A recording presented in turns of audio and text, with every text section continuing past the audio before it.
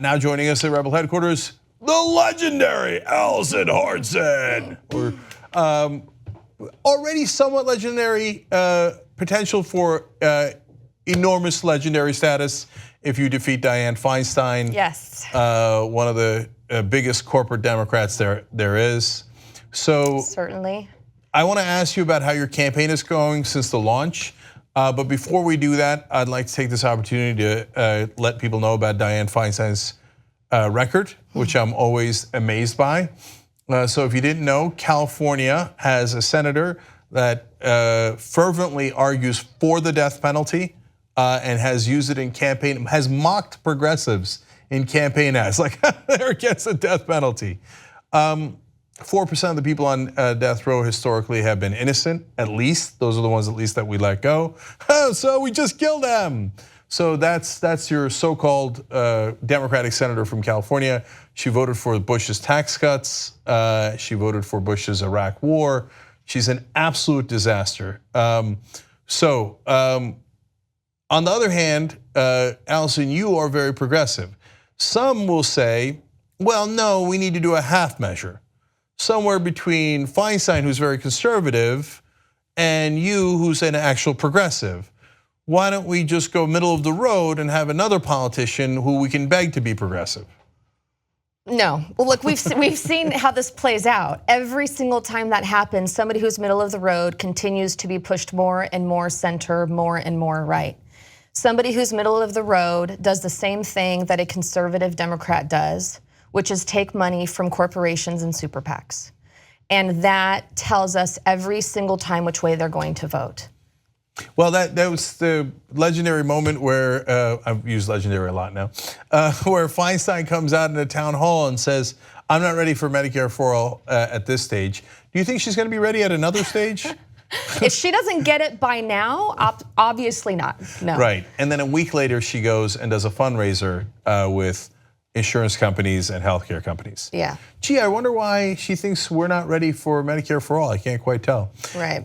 So Alison, you launched your campaign on the Young Turks, and you raised a good amount of money, got off to a really strong start. You've got a lot of progressives in California that have now rallied to your cause. But what else is going on in the campaign? Because if people can't see every day what you're doing, it's an interesting question. What does a candidate do all day?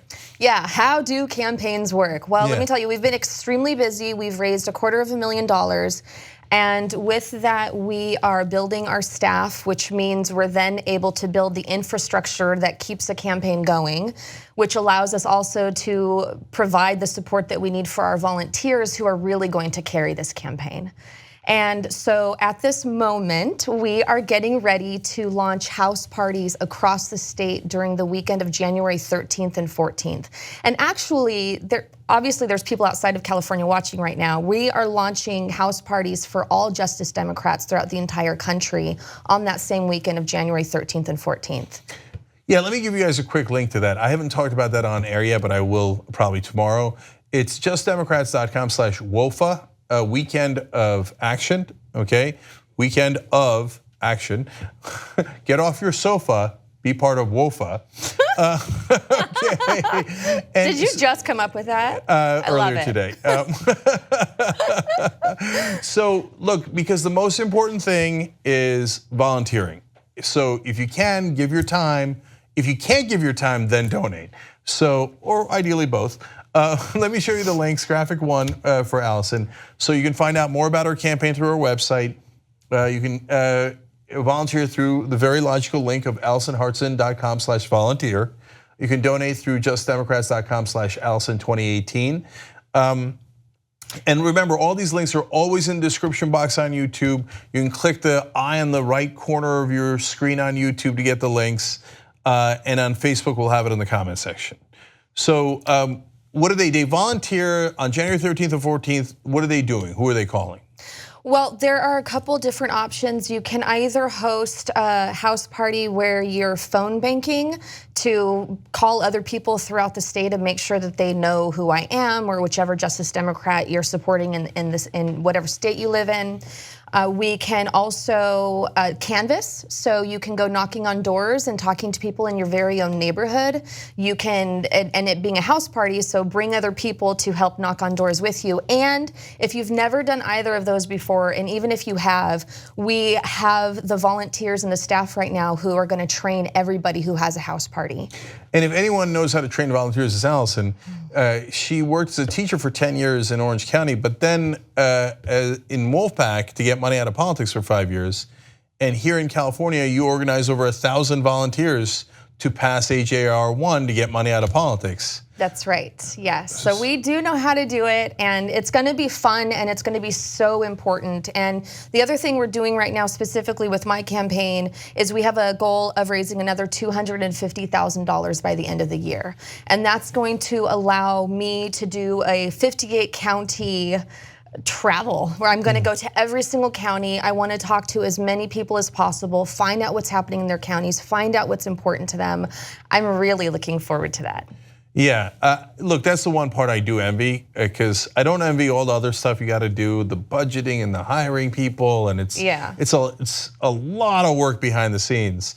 But I like the idea of going to the different counties. Me too. So that's fun. People tell me, they're like, you know, get ready, you're gonna be exhausted, it's gonna be stressful. I'm like, are you kidding me? That's what we should be doing as representatives and as candidates. So. And at Wolfpack, you did it across the country. Yeah, so just one state's kind of easy by comparison. It will be, I think. By the way, I'm going to start making calls for Alison as early as this week. I already put it on my schedule for Wednesday. Oh, thank you. So this is how we win. We do it together. All right, now let's talk about some of the issues of the day.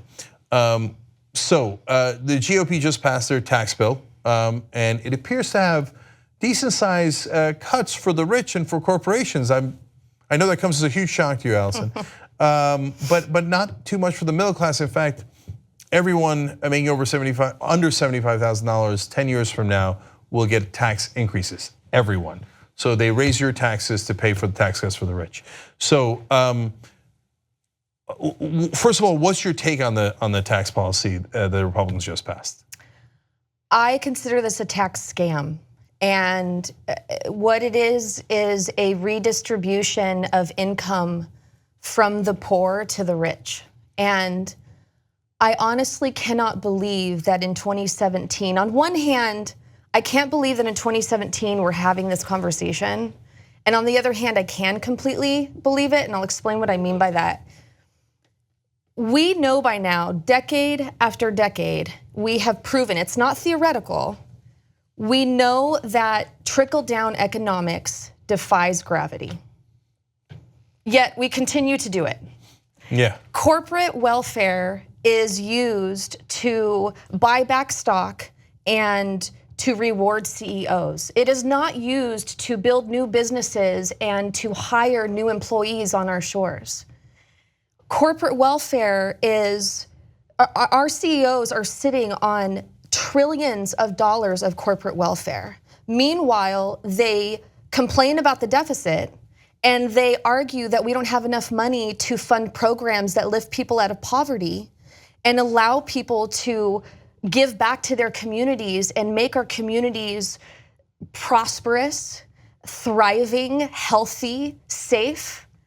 It's atrocious. But like I was saying, on the other hand, I can believe we're having this conversation, because look at who's in Congress.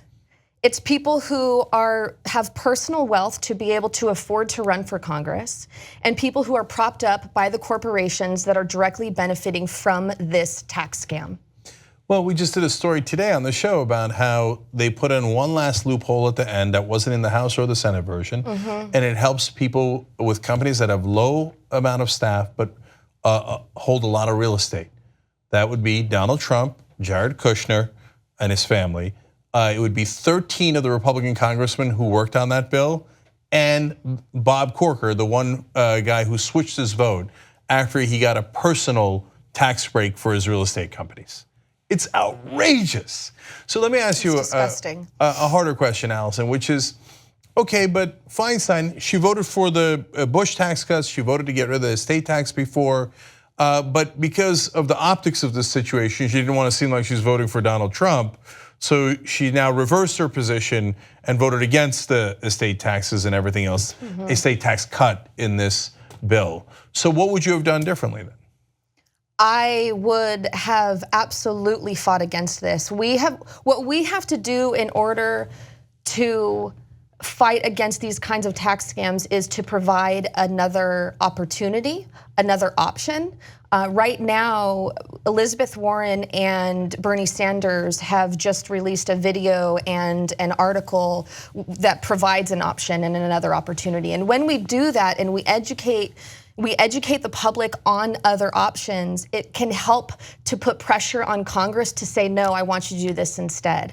I wish it would have been done a lot sooner, but sometimes this is the way things work. But I think that is realistic given the situation we're in. Obviously, our hands are tied when you have a triple threat with Republicans controlling both houses and the executive.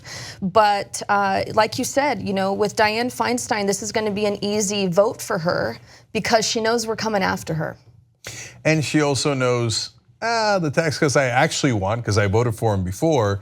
I'm going to get anyway. Yeah. And I'm just going to blame the Republicans for it. That's exactly right. Yeah. She can vote against it and still get what she wants. Yeah. It's a win-win. All right, Alison, I also want to ask you about net neutrality. So FCC just voted to kill it. What's your take on that? This is an attack on our freedom of speech, our freedom of innovation and true competition on the internet.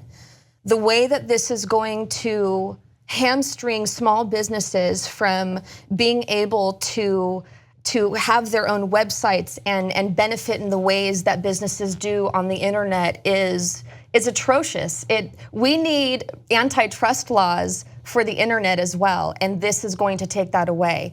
But also, I'm very concerned about censorship and the ability to slow down our websites if those websites don't personally bring profit to the corporations that are benefiting through the ISPs.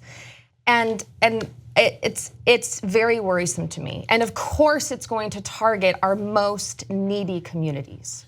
I never thought about it this way. I always thought about it in terms of they would slow down sites that are competitive with them, sites that they could hold up for a huge amount of money like Netflix, et cetera.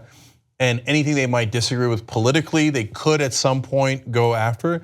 But they could also just go after politicians' websites that aren't going to vote for them. So if you've got a corporate Democrat or a Republican, you've got a perfectly lovely website. You go to AlisonHartson.com. Oh, sorry, we're still loading because Alison's not going to vote with us. I mean, one of our biggest strategies is to use the internet to our advantage for our campaigns because we don't have the money to compete against the $10 million+ that Dianne Feinstein and others are going to be putting into the race.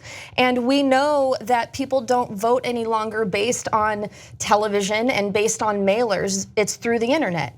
And they know this. And anybody who thinks that they're not going to do this, really, we're all going to say, I told you so. Yeah, well, we're going to say buffering, told. Yes. Buffering, you so. Yes. All right, listen, before they take over the internet and destroy it, you can still use it. So go to Alison's website.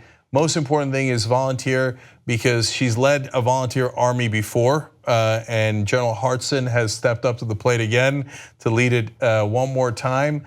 And of course donate because the next $250,000 is used to hire the people who are her staff that can turn this into a campaign that has an excellent chance of winning. And wouldn't it be lovely to have a progressive senator from California rather than a corporate one? All right, Alison Hartson, thank you for joining us on Rebel Headquarters. Thanks, Cenk.